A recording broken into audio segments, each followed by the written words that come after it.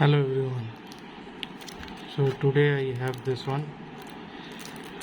So let me show you what is this. So this is a tiny little box so that I have, and this contains a very good keychain. So and this is a very customized keychain. So let me open and show you. So this comes like this. So it has a packing like this, and the keychain is like this. So this is the packing. Let me just put it aside. So I recently went to Vizag, and so thought of creating this customized keychain. So this is nothing but a mini album. So all the pictures that you have clicked in your trip can be submitted. So this contains 20 pictures. So if I just show you, so this is like this, and you can just turn it around and you can browse through your memories.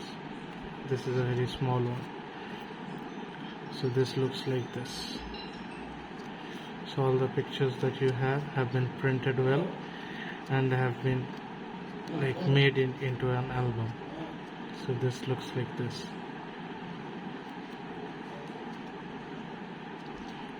So this looks very good, and it is a very decent gift that you can also give to your near and dear ones. So all the pictures that you see,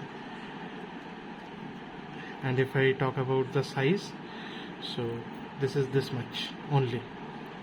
So only 2 fingers width, and that too this much length. So this is a tiny little keychain as well as the album.